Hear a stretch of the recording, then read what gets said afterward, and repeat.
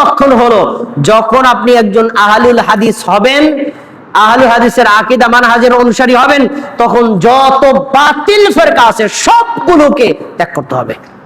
কোন বাতিল ফিরকার সাথে আপোষ করা যাবে না। আপোষহীনভাবে যদি হকের উপর থাকতে পারেন তাহলে আপনি ইসলামের প্রকৃত অনুসরণ করতে পারবেন, না হলে আপনি প্রকৃত অনুসরণ করতে পারবেন না। সব শেষ দুইটা কথা বলে হাদিস আমি আলোচনা খুব শেষ করছি। রাসূল সাল্লাল্লাহু আলাইহি সাল্লামের একজন সাহাবী তিনি বলছেন, লা তুকাল্লিদু দীনাকুম আর-রিজাল, তোমরা ধর্মীয় ব্যাপারে কোন ব্যক্তির অন্ধ অনুসরণ করবে না। দিনের ব্যাপারে, দুনিয়ার ব্যাপারে করা যায়, কিন্তু ধর্মীয় ব্যাপারে করা যায় না।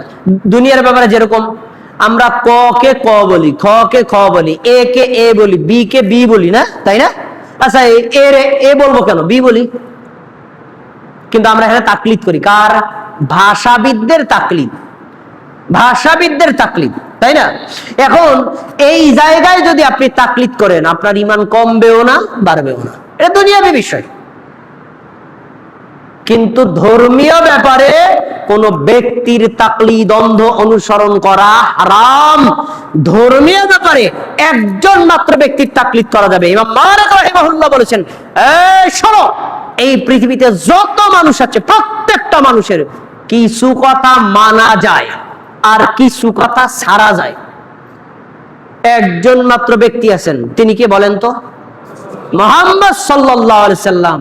তার কিছু কথা মানবেন আর কিছু কথা ছাড়বেন, এটা হবে না, তাহলে আপনি মুমিন হতে পারবেন না। তিনি কে?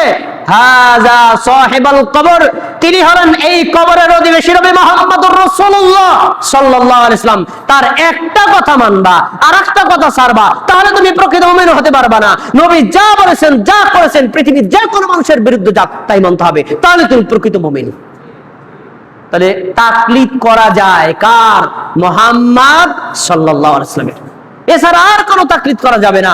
অন্য ব্যক্তিদের সব কথা যাচাই বাছাই সাপেক্ষে এই আবু বকর, ওমর, উসমান, আলী, তাবি, তাবে, আলেম, ওলামা, পীর, মুফতি, মাওলানা, বুজুর্গ, ডক্টর গালিব, আব্দুল্লাহ ফারুক সালাফি, যাকেই বলেন, যার কথা নবীর সাথে মিলবে তারটা মানবো, আর মিলবে না ছেড়ে দেব।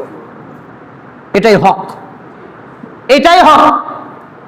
যদিও এই হকপন্থী লোকের সংখ্যা কম হোক, কারণ সংখ্যাগরিষ্ঠ দিয়ে হক মাপা যাবে না।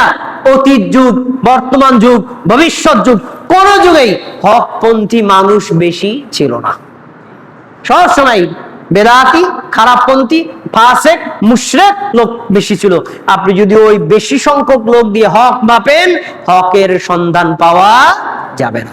ভাইরা আমার, আসুন, ইসলামকে যদি ইসলামের মতো পালন করতে হয়, আল্লাহর দেওয়া তাওহীদ যদি বুঝতে হয়, নবীর সুন্নাত যদি অনুসরণ করতে হয়, জান্নাতের পথিক হতে হয়, জাহান্নামী পথ থেকে বাঁচতে হয়, বেদাতি গুমরাহি থেকে বাঁচতে হয়, তাহলে আহলুল হাদিসের আকীদা এবং মানহাজকে ধারণ করি, বিশ্বাস করি, পালন করি, তাদের সাথে যুক্ত থাকি, তাহলে আমরা যাবতীয় গুমরাহি থেকে মুক্ত থাকতে পারবো। আল্লাহ আমাদের তৌফিক দান করুন।